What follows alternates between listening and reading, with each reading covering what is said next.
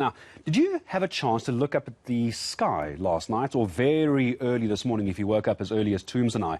If you did, you could have seen the International Space Station if there was no clouds. Experts say it can be seen shortly after sunset or just before sunrise. I'm afraid we've just about missed it.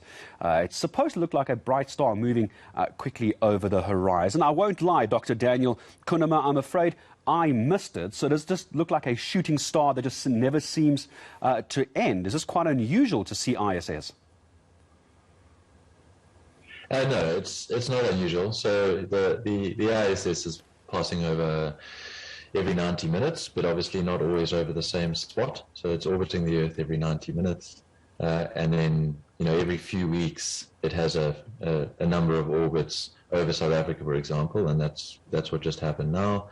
So for a few days you'll be able to see it, and then for a couple of weeks you won't be able to see it again. Yeah, as far as being able to see it within South Africa, I keep saying if it was not too cloudy in your area, but is it visible from anywhere in South Africa if the weather's good and when, of course, it does pass over again, or are there better areas in the country to see it? So it kind of depends on the orbit. So the ISS is about 400 kilometers up. So you can imagine being able to see that. You don't have to be necessarily directly under it. You can see it from 400 k's or so in either direction, maybe a little bit more. So there's a sort of band of the country which would be able to see it at any given time as it passes over. So last night's passing was quite cool. It went down over Joburg all the way down to Cape Town at a nice angle, on the N1. So it wasn't actually a UFO. So all of those tweeting me this morning saying, ask about the UFO, ask about the UFO. Dr. Cunnam can confirm it's not a UFO at all as well. So light pollution, and this is where I'm curious when I asked about where's the best place to watch this. I've been to the SKA area in the Karoo, and I'm obviously from Joburg. Nothing compares to that kind of clear skyline. I mean, how difficult is it to see it with all the smog that we get in the big cities? That doesn't help, I'm sure. No, so I guess the first thing to note is this doesn't look like a shooting star. So it does move over quite slowly. It'll take about 5 minutes to cross over the sky. So it's as if you were seeing an airplane coming over at night. It slowly moves across the sky.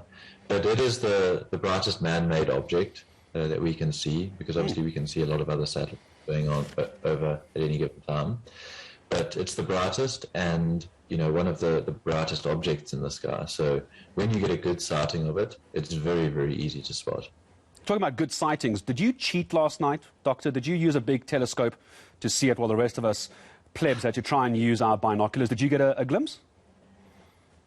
Unfortunately not. I'm currently in the Eastern Cape, and it was very cloudy last night.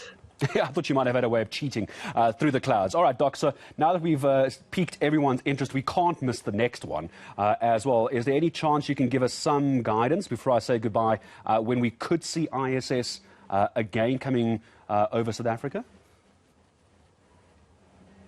No, there is another one actually on Friday evening. It's not a great one.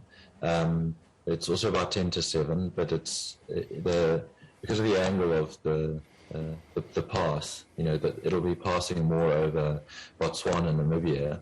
So you will be able to see it from Johannesburg, but it'll be quite low on the horizon, so not more than about 14 degrees. So depending on your western horizon, you may not be able to see it.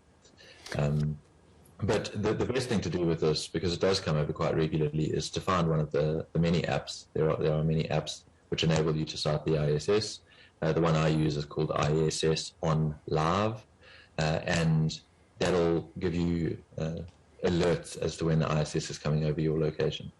I just think it's still staggering that we can even see something moving as quickly as ISS when it comes over. Doctor, thank you very much indeed. So Friday evening, try and find a very tall building and see if you can look west. But it's going to be quite a low angle. 14 degrees is difficult to see from the horizon, 14 degrees up. So see if you can find a nice tall building with nothing in front of you and see if you can't spot ISS this coming Friday. Dr. Daniel Cunnam from the SA Astronomical Observatory. Appreciate your time.